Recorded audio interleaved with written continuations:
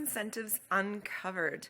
Uncover the hidden value in your company with Richard Hoy from Catax Canada. Richard Hoy is the CEO of Catax Canada.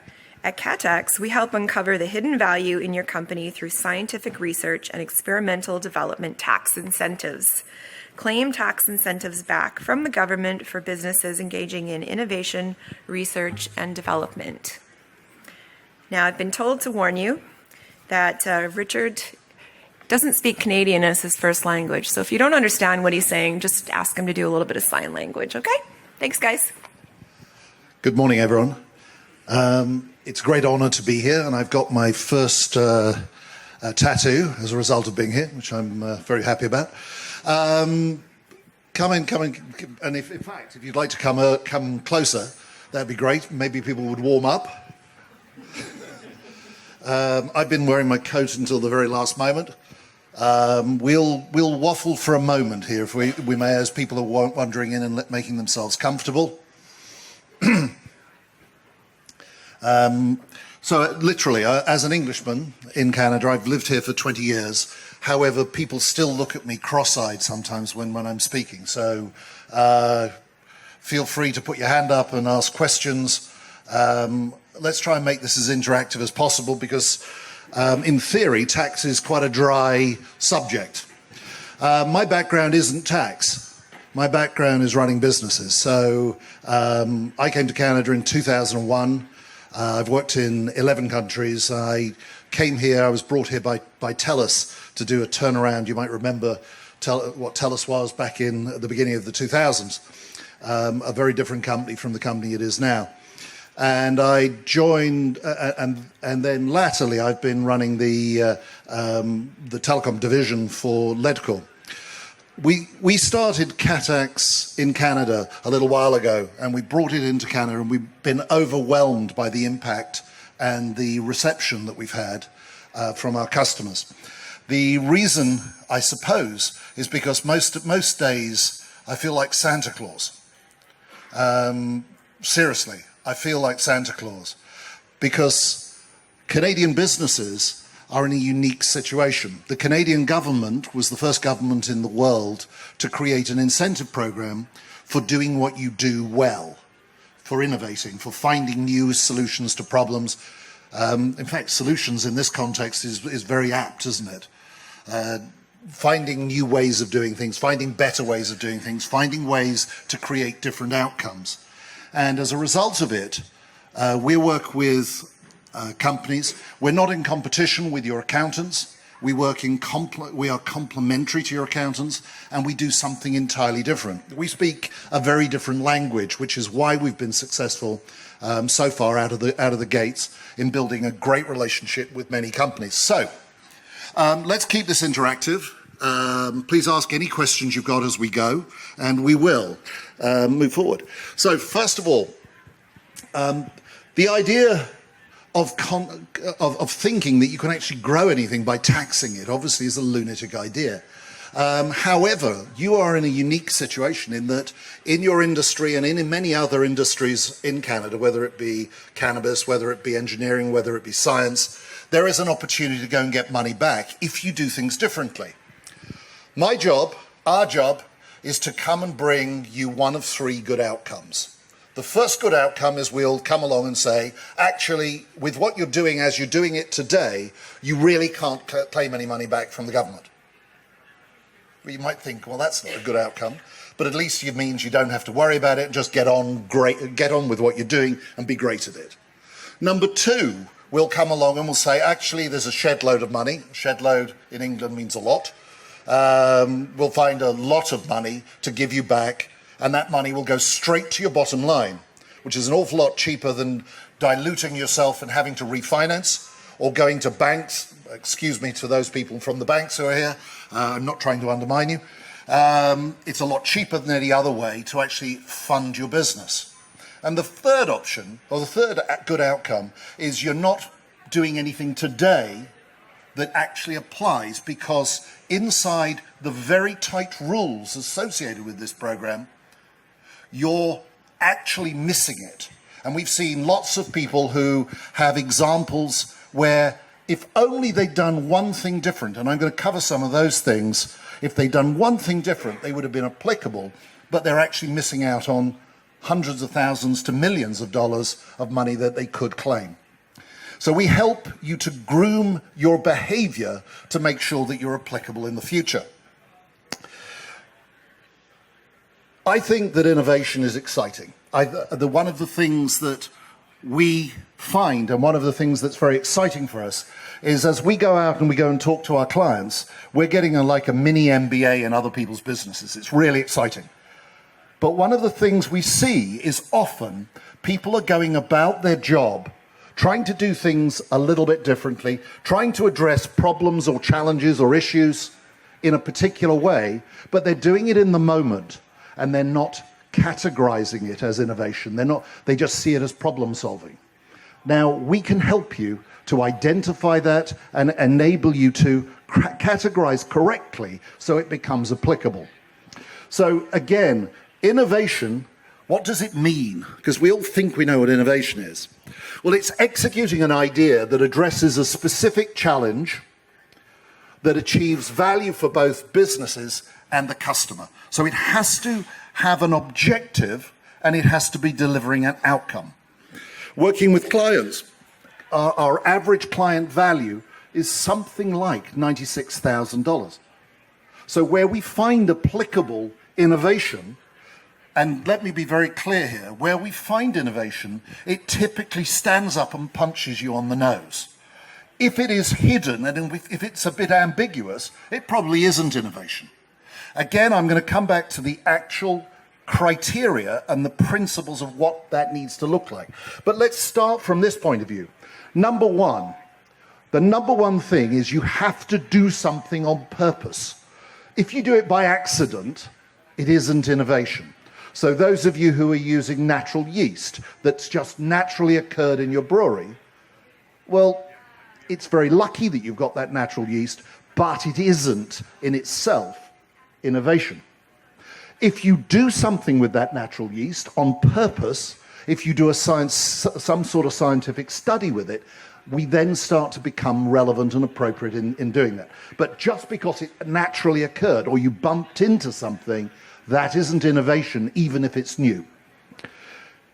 The second thing is it has to be something that is harder to do. So as experts in what you do, are you overcoming a technological challenge that other people, like me, couldn't do without futzing around for a long time? And even then, I might not be able to do it. So again, it has to have some technological challenge. And of course, the logical things, you can't Google it and you can't find it on Amazon. So, the CRA has created a program, and it's a very, very established program. It's very sophisticated, and they've done a great job.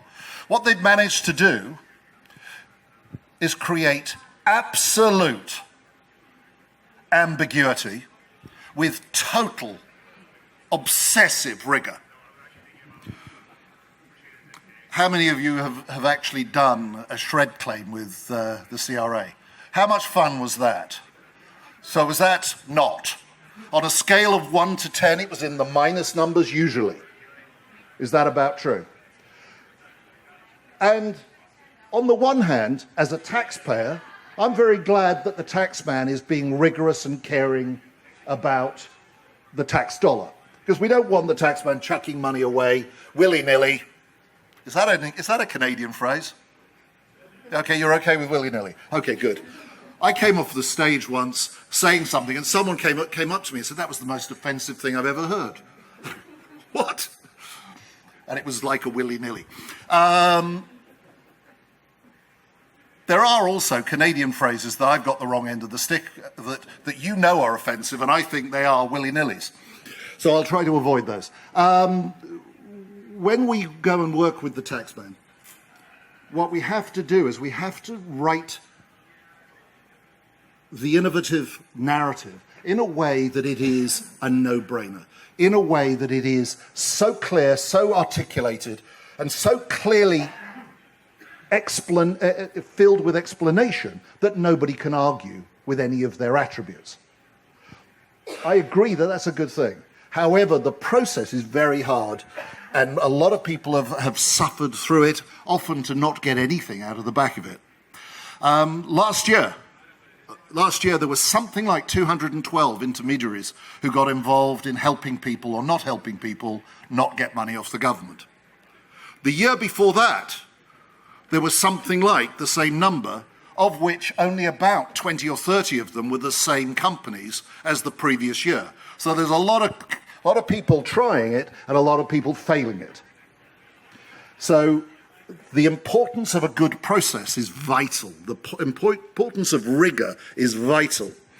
But what is it? They're looking to reward you for developing existing products, processes, services, devices, materials, advancing the state of knowledge in the sector. Out of the 1.3 million companies in Canada that are Canadian-owned, only 22,000 companies successfully claimed SR&ED credits last year. They got between them $3 billion, so clearly there's something worth having. And according to the CRA, there is a massive amount of underclaiming. So let's do something about that. So why did Canadians underclaim? Well, if you like, the ambiguity, the rigor are one of those things. But there's also a belief, particularly in Canada, there's a belief that your accountant is the answer to anything to do with the CRA. Is that your prejudice? Is that your point of view? Yeah. The problem is your accountant, and I don't mean to be disrespectful to accountants, because our number one introducer to our clients are accountants. We love accountants. But the way they look at the world is typically from this mindset. Revenue, costs, profit and loss, cash flow, and then all of the elements of deductions and opportunities that are around that. That is their logic. Does everyone agree with that? Yeah. Our approach is entirely different. We don't even enter into that approach. That logic set is alien to our business. The way that we approach the world is we go out and we look at the way you're doing things. We look at your behaviors. We work with you to talk about challenges that you've got. And then we go and quantify the value of those behaviors. That's when we come back and collaborate with the accountant, purely to say, what is the cost of this? What's the cost of this fraction of a person? What did they cost you for 20 days? Blah, blah, blah. That sort of thing, okay? One of the things, having run very large companies, having run large businesses, having run small businesses, one of the things I know that is every time the auditor came through my organization, I would watch people's heads go inside their shoulders like turtles turtles hiding from the enemy. Does everyone understand what I mean? The reality is, in this sort of tax law, the 100 ways Edison found not to make the light bulb are equally valuable as the one way he found to make the light bulb.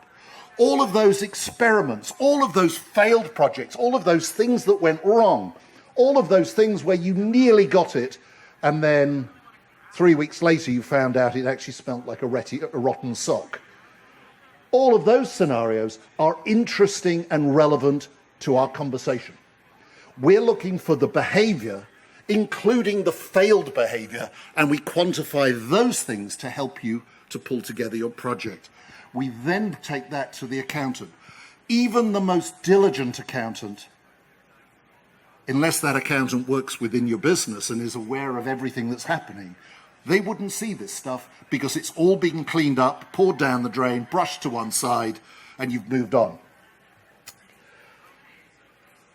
Again, let me be very clear. I am not knocking accountants. I love accountants. Accountants are my favorite people. Okay. So who's Catax? Well, Catax is about 10 years old. We're in 6 countries. We've got clients in 6 countries. We've got 14,000 clients. We're probably the largest. We're the largest in the world that I'm aware of that do what we do. We're very specific and very specialized. We have about 110, varying number, but 110, 115 people behind the scenes. So the people you'll meet, if you would like to meet them in the room, these people are purely there to help you to get into the process of working with us. Behind the scenes, we have 110 experts, including 4 very strange people who sit in the dark reading tax law every day of their life. It's not something I could ever imagine doing, but I'm glad they exist. So that's our business. That's who we are and why and how we operate. The net effect is, because we're working with our clients front end, talking about their behaviors, before we bring the technical people in, what we find ourselves in is many, many more meaningful conversations, because we're talking about real things that happen in your life rather than the finances and the numbers. I think I've done that to death, haven't I? I love accountants. Anyone getting where I am here? I really love accountants because they introduce us. We want to work with them. We want to help them, and we want to support them with you in doing a better job with you. Behind the scenes, so this very interesting picture, this colour. For those of you at the back won't be able to see that every one of these colours is cut into lots of segments. Every one of those segments is one of our clients. Every one of those colours is a new subdivision of an industry. And what we've done is we have this apportionment tool. And what it does is it allows us to go into one company and talk and go and do discovery with regard to the way that other companies operate. Because we have the information, we have the analysis of the sorts of findings that we found in one company. So, for example, if you've got an industry of, for the sake of it, let's talk about brewers, a lot of beer makers. The beer makers saying, well, I only spend 5% of my time on innovation.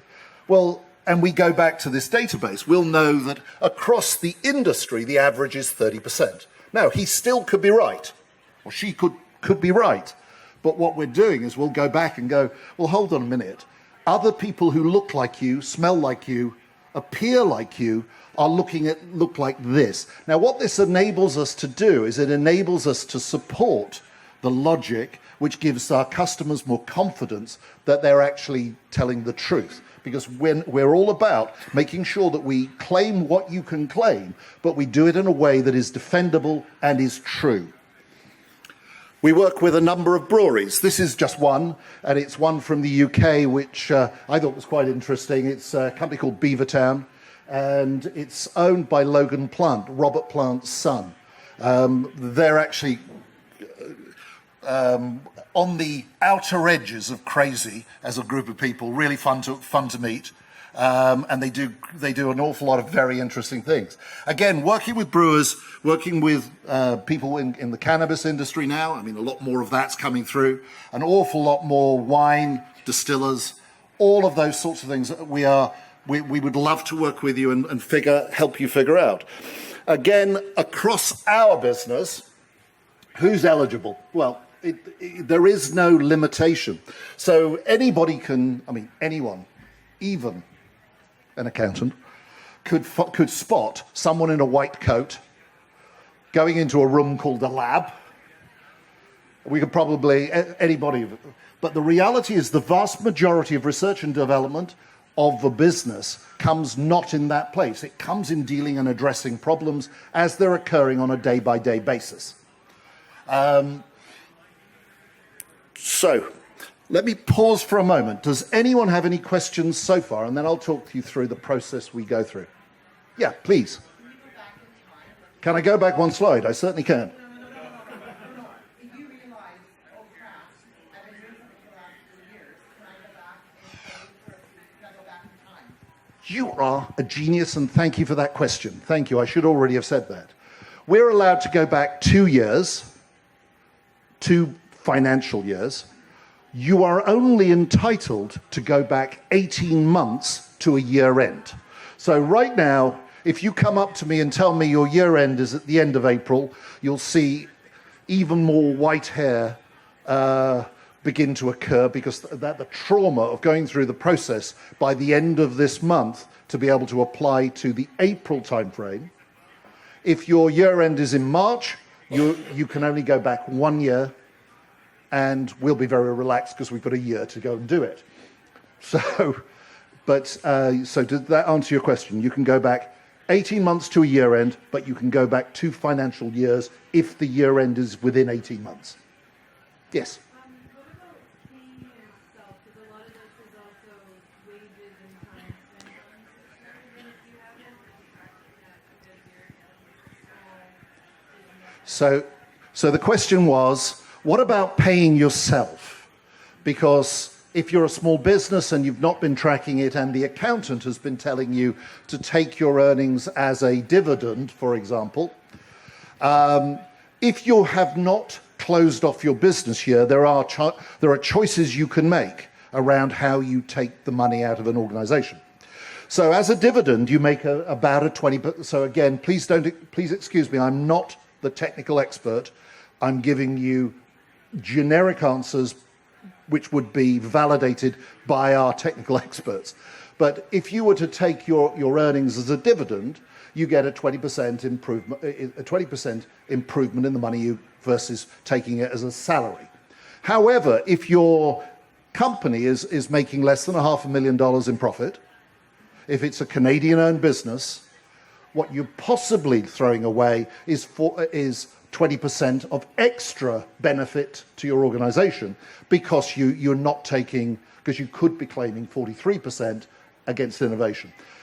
Again, I'm not the expert. We work with your accountants, we work with our technical people to give you the answer. But the point, it's a great question, because these are some of the choices that after the year is ended, people go, God, if only I'd known that, I would have made this other choice. So again, part of our approach is helping people to groom their choices in the future year, and sometimes we can go back in the current year. Once the year's closed, it's closed.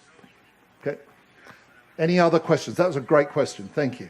And also really hard to answer. So for small businesses that are not profitable, so we don't pay much corporate tax, what's the incentive of leaving it? Okay. So the question was, if we are not profitable, and I'm going to, for the sake of it, I'm going to talk about a company that is not profitable, and you have been investing heavily in product development and so forth. From the point of view of the CRA, this is an expenses reclamation program, not a tax program. So from that point of view, it is an expenses reclamation. So an example would be a company, and there is actually a spectacular company with an amazing brand, who have been spending so much money building their brand. It's a clothing apparel company. And they've been spending millions of dollars building their brand, building their products, and they spend a fortune on product development. They can claim and they will get cash back. They will get a check back from the government. Again, thank you for asking that question. Any other questions at this stage? If not, I will move on. Did anyone have a... Okay. Quick feedback. Can everyone hear me at the back? Okay. And is this interesting? I'm getting good. Thank God for that. Otherwise, I'd have to tell jokes.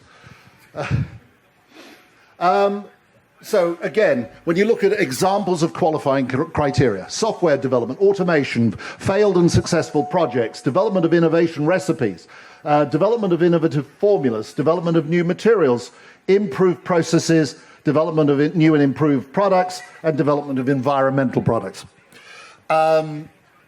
Again, if in doubt, have a conversation with us. We work on contingency. We support you, and we only get paid if you get paid. It's a no-brainer. It is a no-brainer. And our objective is to be a friend of yours for multiple years going forward. And therefore, it is a no-brainer. Again, as you can see, what can be claimed if you're a small Canadian-owned business, up to 41% of the money that is found to be specific and articulated as being part of innovation.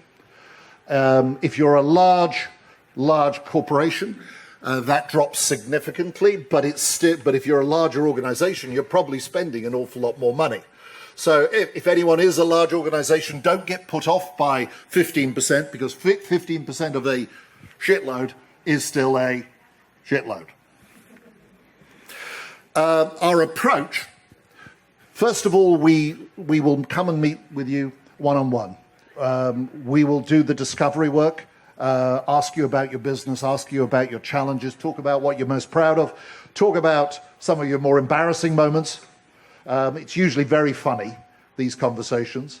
And usually the innovation with our ears, with our tuned ears, with the questions we ask you, innovation either stands up and really whacks you on the nose, or will go, there just isn't anything here. You're just not doing, what you're doing is customizing, not creating. Or all you're doing is selling somebody else's product. It's just not innovation as such. But we'll figure that out almost immediately. We then get the technical people involved and we start clawing together some of the data that's required. And as you can imagine, the CRA are doing a great job of trying to protect the public purse. If we don't give them good data, if we don't give them good information, we have no right to expect that they would give any money back. Why should they? So our job is to prove there is genuine innovative behavior going on and then give them the facts that prove it. And so you'll find us very diligent on that in helping you to put that data together, make sure that it is a coherent story. We have, per project, we have only 1,500 words to articulate it. So we have to become very specific and precise in the way that we can communicate. We can actually give them other information as well, so photos, video, and other things to support the case. And in many cases, you want them to ask questions because it allows you to give them more data to prove your point. So those people who shy away from that idea of the idea that they would ask questions, I have a different point of view, which is if they're asking questions, is a greater opportunity to prove that we've done the work and we've done the diligence. We then document it fully, and we carry all of the risks associated with that, all the costs associated with that. So providing we've gone through the first conversation, everything right the way through to the submission and supporting you through the questions with the CRA right the way to the end, right the way to the point where you get money, all of that risk is on our shoulders. So the acid test is, would a competent professional working in the relevant field be able to readily deduce and find a solution to a technological problem? If the answer is no, it more or less 100% of the time is going to be R&D activity. So I wanted to keep this tight because I'm more interested in what you have to say and what your questions are, and of course your experiences for those of you who've tried it and it's been ugly. Let's talk about how we can make it better. I have a number of my colleagues here. We have a booth, and we're more than happy to sit down and talk to you in generic terms, and we're also more than happy to come and meet you in your workplace. If we get beyond the first conversation, guaranteed we'll need to come and meet you in the workplace so you can point at things and prove it to us. But we're very, very excited by the idea of working with you. Hello, you have a question? Well, that is a great question. It depends on how you look at the world. Now, I look at the world through these eyes. If I don't have anything and someone brings me 100 and then they take a proportion of that, I've still got more than I had before I started. Now, in my mindset, that is, it didn't cost me anything and I'm a net winner. If, on the other hand, you look at the world differently, I can't understand you. So hopefully that answers your question. We will work with you, and if you don't find anything, if we don't find anything, all it cost me was the cost of the gas to come and have a chat with you. Yeah.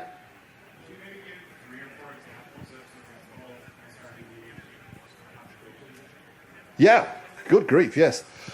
So, again, I'm going to save the clients' names because I haven't asked for their permission to do it. We were working with one of the wineries, and one of the wineries has done some amazing things to enable their space to be used for creating and creating the wine from other wineries, so helping the wineries germinate, if you like.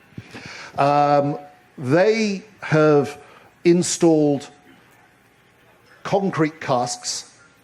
They're massive concrete casks, and they wanted to get more and more into the space. So when they started, it was very easy. They wheeled in and they put in a concrete cask there, concrete cask there, concrete there. Now they've got the concrete casks. So anyone who knows this winery, it's going to be bloody obvious. They've then got concrete casks in a row. They have them above. Now, the concrete casks aren't innovation. Of course they're not, because you can Google it and you can find them and you can buy them. But the concrete casks, the way that they've installed them and the way they've put them in, required that they built gantries that hang off the ceiling of the building, and then special ladders that climb up so they can get up there. They have also got a natural yeast that what they've done is, now again, the natural yeast, good luck. But what they've done is they've taken that natural yeast, protected the natural yeast, worked with UBC to identify its uniqueness and its qualities, its unique qualities, come up with a strategy and an approach around how they protect that natural yeast and keep it the same as it is, and so found how they can move it from one place in the winery to another place in the winery and keep its attributes. And now they're looking to create a new satellite location, and they want to be able to keep that specific natural yeast. And this natural yeast has properties which allow it to start the fermentation process, go all the way through the process, and it finishes the wine in the most elegant and subtle manner. That's one example where I think we found 3 or 4 different projects working with them. Another company is a sportswear company where they have invested and spent a fortune, an absolute fortune, in developing new fabrics, developing the cuts of the fabrics, the way that the grooves and what have you occur, where the breathing is, all of those sorts of things. Lots and lots and lots and lots of innovation. And it's a high street name that you know. You probably know. That's a bit assumptive on my part. Pardon? Oh, someone on the phone. I thought someone was heckling me with a guess. What they've done is they weren't even aware that they could claim anything. They were spending money and they were going around for yet another round of funding to get them to the next stage of their development of their business. I very much like this brand. I very much like this company. I very much like this leadership team. And we had the opportunity and the joy of being able to work with them to help them to unlock the money but it was very easy for them to demonstrate all of the design work, all of the failed designs, all of the fabrics that hadn't worked, all of those sorts of things. It was very easy to document it in a way that is an absolute no-brainer. Another example, we're working with a company that is, it's very early on. They're not making money yet. They are infusing water with cannabis-based related products. And again, we're working with them. They're doing all manner of stuff. They've got lots of proof of evidence of potential failure, particularly once you put water in a plastic bottle.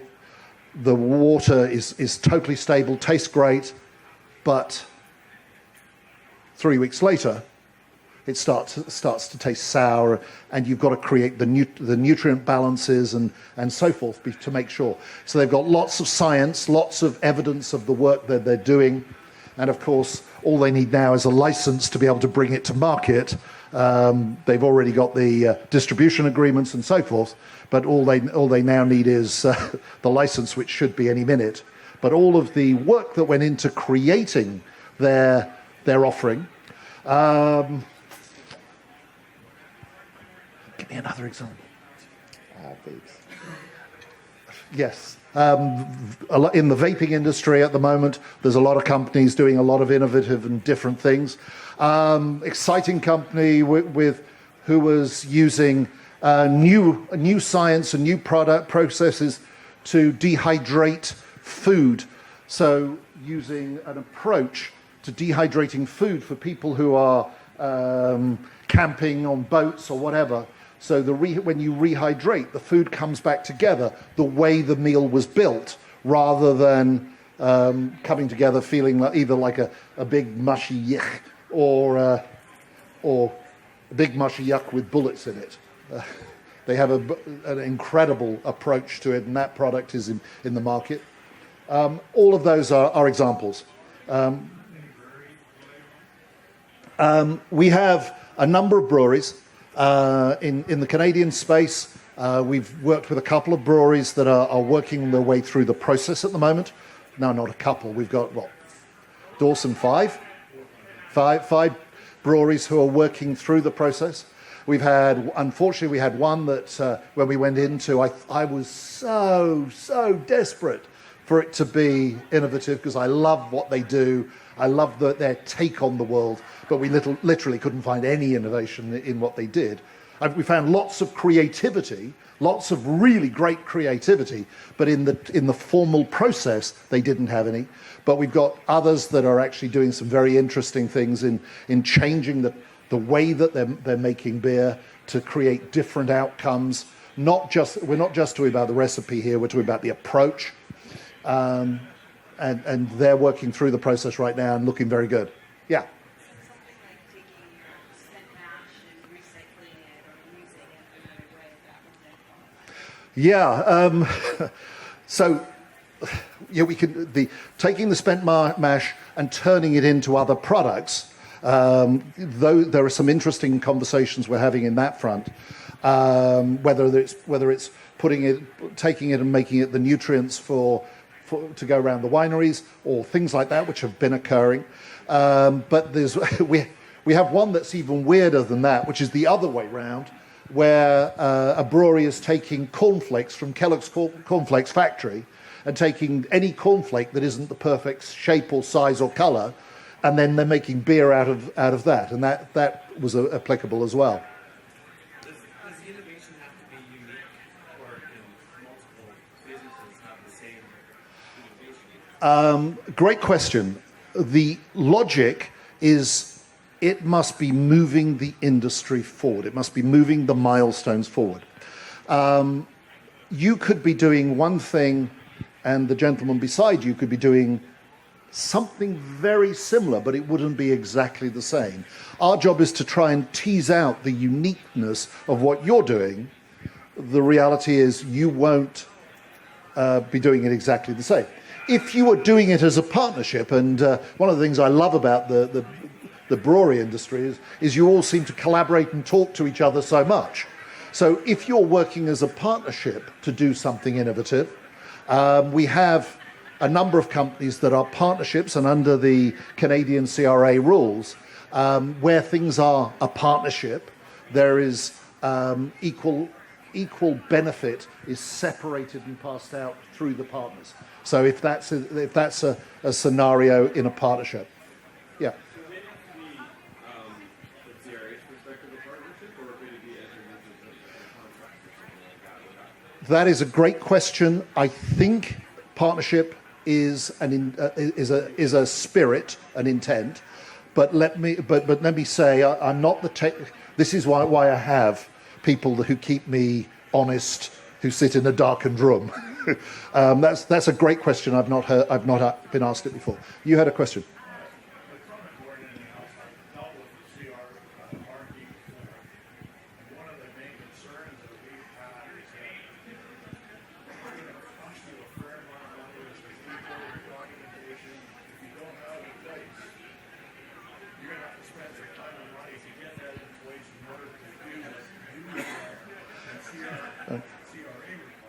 So the question was really the opportunity cost associated with the preparation on your side.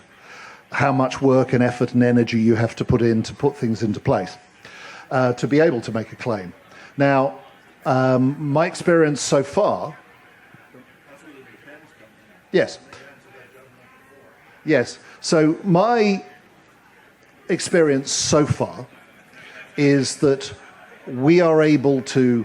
So we'll find out whether there is something innovative and stands up, smacks you on the nose in the initial conversations. We'll find it almost immediately, and it will be totally clear. The collation of data and the writing of the document is something we do on your behalf. Typically, it takes, would you say, 4.5, 5 hours? Yeah, 4.5, 5 hours of your time through the entire process if you go through the whole thing. But we will be pretty certain after the first half hour whether there is something or isn't something for us to pursue. I'm not aware, I think I'm getting the hook in a moment, I'm not aware of somebody it costing any money beyond that. And I don't believe it will cost you much to pull the data that we require, because we'll be able to see it, evidence it, photo it. You've got whiteboards, you've got photos of whiteboards, you've got I don't know, PowerPoints or handwritten sketches and things that will collate together that you've done through the time. Yeah. Yeah. And does it have to be an incorporated company, or can you be a partnership? One of the greatest things about the Canadian proposition is that it doesn't matter whether you're a massive PLC, it doesn't matter whether you're a one-man band, it doesn't matter if you're a partnership. The approach and the documentation are slightly different, but the attributable benefit is slightly different. The big measure really is where you are on the amount of profit you make. So that's the typical line that says whether it's 42 or 15%. But if you're Canadian owned, really it doesn't matter at all. There is benefits if there is real legitimate innovation. So I see one more hand over here, and if I'll take 4 more questions. What's the length of time so that we start the project? What's the length of time that it takes? So the question I was asked, what is the length of time for this project? And the answer to the question is, what is the length of a piece of string? If you have a year end at the end of April, I only have from now until the end of October to get a submission in, documented, completed, and done, which is offensively stressful for me. If you've got a year, or 6 months, 8 months, it'll typically take little fragments of time over a sustained period, over a 3 or 4 month period. I would much prefer to be doing it on the second way, where we can be sitting, having a glass of beer and having a chat, than doing it the first way. Any other questions? If not, I would like to thank you for your time. Thank you for your energy, and your commitment to this. It's exciting to me to be in amongst people who are doing something that I think is really important. I really think this industry is one of the more exciting things to be doing for a living. And I think setting yourself up, going out and building your own business takes a great deal of courage. If you work with us, we can help, in some respects, put money to the bottom line in a way that will help you in running your business as you're trying to evolve and develop and try new things. So thank you very much on behalf of Catax. Thank you, everyone.